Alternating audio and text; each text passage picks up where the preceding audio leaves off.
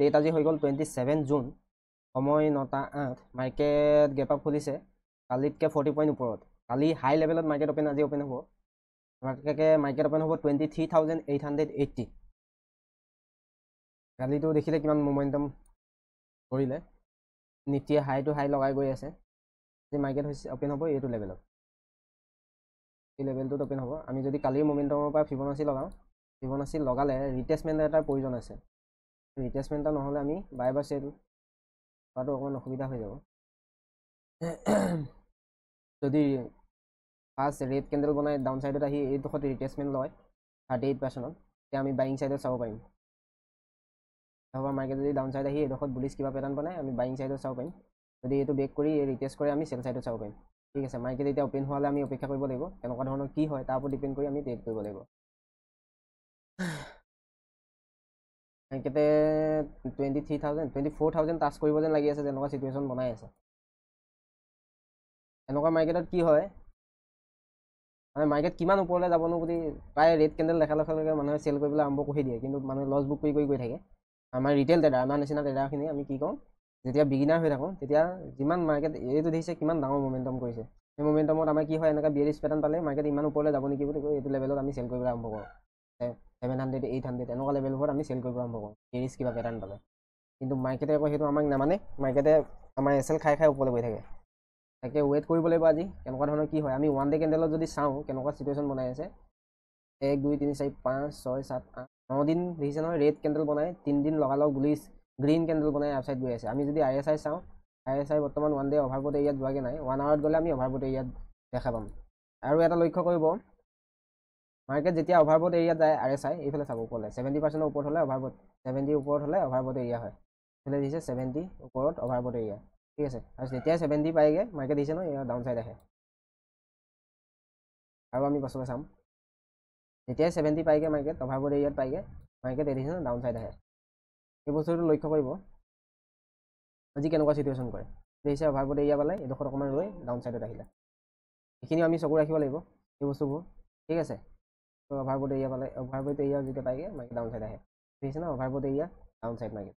তাকে আমাক ইয়াত 1 আৱাৰ কেণ্ডেলত আমাক কিবা এটা দেখাব লাগিব যে ডাউন ছাইড আহিব বুলি। এই দেখিছে নহয় এইটো ডাবুল বটম বনি গ'ল, সেইটো কাৰণে এইটো অভাৰবট এৰিয়াত আছিলে আৰু এইটো ডাবুল টপ বনি গ'ল। এইটো এটা টপ আৰু এইটো এটা টপ, তো এম পেটাৰ্ণ দেখিছে নহয়, এম পেটাৰ্ণ হৈ মাৰ্কেট ডাউন ছাইড আহিলে। আৰু এইফালে অভাৰবট এৰিয়াত আছিলে, এইটো দেখিছে নহয় এম পেটাৰ্ণ ডাউন ছাইড আহিলে। এই পেটাৰ্ণবোৰ আমি লক্ষ্য কৰিব লাগিব ডাঙৰ টাইম ফ্ৰেমত গৈ। আৰু এইফালে যদি চাই আপুনি এইডোখৰতো এয়া ডাবুল টপৰ নিচিনাই বনিলে, বনি ডাউন ছাইড আহিলে মাৰ্কেট। আৰু আজিও আমাৰ সেনেকুৱা কোনো ধৰণৰ ডাবুল টপ বনাৰ চিটুৱেশ্যন এতিয়ালৈকে দেখুওৱা নাই। যদি আজি মাৰ্কেট ধৰক ইয়াত আহি এনেকৈ এবাৰ ৰিটেষ্ট কৰি এইডোখৰত বিয়াৰিছ কিবা পেটাৰ্ণ বনায়, তেতিয়া আমি যে ভাবিম মাৰ্কেট ডাউন ছাইড আহিব পাৰে। ঠিক আছে, এনেকৈ ডাঙৰ টাইম ফ্ৰেমত আমাক দেখাব লাগিব ডাউন ছাইডে মাৰ্কেট আহিবৰ কাৰণে।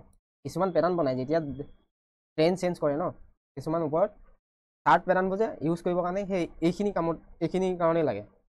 ধৰক এটা ট্ৰেণ্ড গৈ আছে, ট্ৰেণ্ড কেতিয়া ৰিভাৰ্চেল হ'ব, যেতিয়া ডাউন ট্ৰেণ্ড ৰিভাৰ্চেল কিছুমান চাৰ্ট পেটাৰ্ণ থাকে বা কেণ্ডেলষ্টিক থাকে, সেই কেণ্ডেলষ্টিকখিনি আমাৰ ইয়াত দেখাব লাগিব। দেখালে আমি ডাউন ছাইডত আহিব বুলি আমি আগতে গম পাম। মানে মাৰ্কেট বৰ্তমান তলৰ লেভেললৈ আহিছে 38 আৰু 50%, এইটো হ'ল 38%। এইখন যদি আমি পাই যাওঁ বুলিছ পেটাৰ্ণ কিবা দেখিছে বাউন্স মাৰি দিলে ফাৰ্ষ্ট কেণ্ডেল বনাই দিলে, তেতিয়াৰ পৰা কি মোমেণ্টাম কৰি দিলে লেভেলটো পৰা জাষ্ট এইখনত আছিলে ফাৰ্ষ্টকৈ ওপৰলৈ গুচি গ'ল। ৱেইট কৰিব লাগিব, টেপ কৰিবলৈ গৈ থাকিব পাৰে, চাই লওঁ কেনেকুৱা ধৰণৰ হৈ আছে কেণ্ডেল দেখিছে।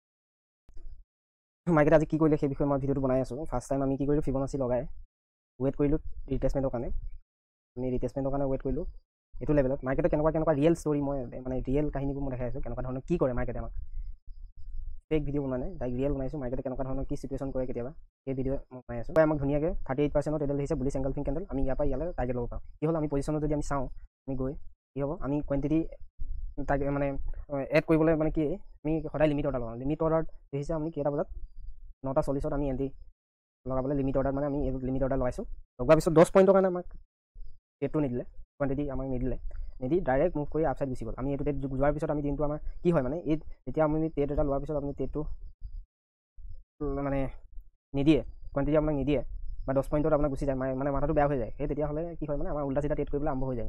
মই কি কৰিলোঁ, মাৰ্কেট চোৱা নাই, লাষ্টত আমি এইটো এটা দেখিছে যেতিয়া 24,000 টাচ কৰিলে, টাচ কৰাৰ পিছত ৰিটেষ্টমেণ্টৰ কাৰণে আমি এইটো লেভেলত যদি আমি ফিবনাচি লগাওঁ, ইয়াৰ পৰা চালে এইটো 50% ৰিটেষ্টমেণ্ট আৰু বুলিছ এংগলফিং, ইয়াৰ পৰা 100 পইণ্ট মুভ দিলে। কিন্তু আমি আজি কোৱাণ্টিটি কোনো ধৰণৰ মানে আমি ট্ৰেড নল'লোঁ। দেখিছে কি হয় ৰাতিপুৱা আমি যেতিয়া ট্ৰেডটো লওঁতে যদি আপোনাৰ কিবা খেলি মেলি হৈ যায় দিনটো আমাৰ মতো মানে ঠিক নাথাকে আৰু সেইকাৰণে মই আজি ট্ৰেডটো কোনো ধৰণৰ ট্ৰেড নল'লোঁ ৰাতিপুৱাই দুটা আজি মাৰ্কেট চাবলৈ গ'লে বহুত আমাৰ কাৰণে বহুত ভাল আছিলে এইটো এটা ট্ৰেড আৰু এইটো এটা ট্ৰেড দুটা ট্ৰেড আমাৰ এইটো ট্ৰেড যেতিয়া মিছ হৈ গ'ল আমি এইটো ট্ৰেডৰ কাৰণে এণ্টি বনাবলৈ নাচালোঁ মই মাৰ্কেটে নাচালোঁ এইকণত আমি চাইছিলোঁ মাৰ্কেট এইকণলৈ আমি নাচালোঁগৈ মাৰ্কেট যদি এইকণত যদি আমি চালোঁহেঁতেন আমি এইটো এড কৰিব মানে কোৱাণ্টিটি ল'ব পাৰিলেন আৰু আজি আমাৰ কোনো ধৰণৰ পজিশ্যন নাই মাৰ্কেটে কেনেকুৱা ধৰণৰ বিহেভিয়াৰ কৰি দিছে কেতিয়াবা আপোনাৰ 10 পইণ্টৰ কাৰণে এণ্টি নিদিয়ে মাৰ্কেট লগালগ ওপৰলৈ যাব আপুনি মাৰ্কেট চাই থাকিব কিন্তু আপোনাৰ তাৰ কি কোৱাণ্টিটি এড নহ'ব কেতিয়াবা 10 পইণ্ট 5 পইণ্ট 2 পইণ্ট 1 পইণ্টৰ কাৰণেও কেতিয়াবা আমাক ট্ৰেডটো ল'বলৈ খেলি মেলি হৈ যায় আৰু যদি মই আকৌ ইয়াৰ ওপৰত ল'বলৈ যাওঁ মোৰ এছএলটো মানে বেছি হৈ যাব কি হ'ব চেমটো মই দেখাইছোঁ যদি মই ইয়াৰ ওপৰত আকৌ কোৱাণ্টিটি এড কৰিব যাওঁ ধৰক এই কেণ্ডেল মই এইটোৰ পৰা এইটোলৈ ষ্টপ লছ আমি সদায় ট্ৰেড লোৱাৰ আগত ষ্টপ লছটো সদায় চাব লাগে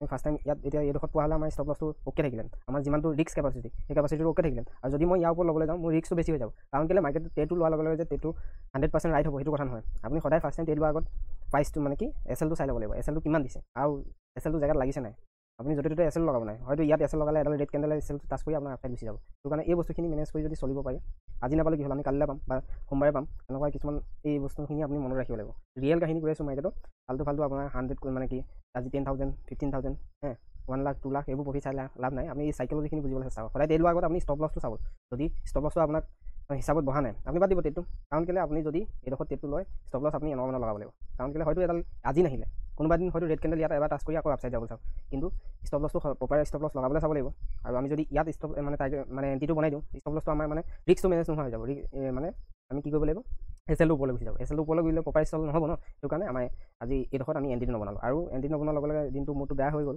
আৰু বাকী আমি পজিশ্যন ইয়াত নাচালোঁ এই বস্তুখিনি আপুনি মনত ৰাখিব লাগিব মই ট্ৰেডিং চাইকলজি কেনেকুৱা ধৰণৰ ট্ৰেড কেনেকৈ কৰিব লাগে সেই বিষয়ে মই আজি ভিডিঅ'টো বনাই দিলোঁ